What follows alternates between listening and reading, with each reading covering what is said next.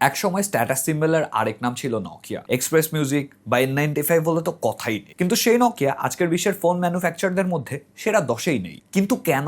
কাগজের মিল থেকে যাত্রা শুরু করা নকিয়া একসময় রাবারের ব্যবসা, তারের ব্যবসা অনেক কিছুই করতো, কিন্তু 90-এর দশকে সব ছেড়ে মনোযোগ দেয় ফোন বানানোতে। 1998 সালে নকিয়া হয়ে উঠে বিশ্বের সবচেয়ে বড় ফোন ম্যানুফ্যাকচার প্রতিষ্ঠান। 2007-এ স্টিভ জবস আইফোন ঘোষণা করলেন। নকিয়া সেটাকে পাত্তা না দিয়ে নিজের মতো করে নতুন নতুন মডেল বাজারে আনছিল। এটাকে বলা হয় ইনোভেটরস ডিলেমা। 2010 সালেও নোকিয়ার গ্লোবাল মার্কেট শেয়ার ছিল 32.5%, অর্থাৎ ব্যবসা তখনও দারুণ চলছিল। কিন্তু ধীরে ধীরে স্মার্টফোন ফিচার ফোনের বাজার দখল করে নিচ্ছিল। সে সময় অন্য ব্র্যান্ডগুলো অ্যান্ড্রয়েড ব্যবহার করা শুরু করলেও নোকিয়া তাদের নিজস্ব সিম্বিয়ান ওয়েস নিয়ে পড়েছিল। একটা ওয়েস দ্বারা করাতে লাগে অ্যাপ ইকোসিস্টেম। সিম্বিয়ানের জন্য অ্যাপ ডেভেলপ করা একটু আলাদা ছিল, আর ইউজার কম হয় ডেভেলপাররাও আগ্রহ দেখায়নি ঠিক, ফলে সেই ইকোসিস্টেমটা দাঁড়াচ্ছিল না। এর মাঝে তারা আবার লুমিয়া সিরিজে মাইক্রোসফটের উইন্ডোজ ফোন নিয়ে আসলো। দেরিতে অ্যাডপ্ট করলেও ভুল ডিসিশন। 13 সালের সেপ্টেম্বরে মাইক্রোসফট নকিয়ার ফোন ডিভিশনকে $7 বিলিয়ন কিনে নিল। একসময় তারা আবার অ্যান্ড্রয়েড বানানোও শুরু করে, কিন্তু ততদিনে অ্যান্ড্রয়েড মার্কেট এস্টাবলিশড হয়ে গেছে বড় বড় ব্র্যান্ড। আবারও ভুল ডিসিশন। শেষ পর্যন্ত 16 সালে এইচএমডি গ্লোবাল নোকিয়ার নাম ব্যবহারের সত্ত্ব কিনে নেয়।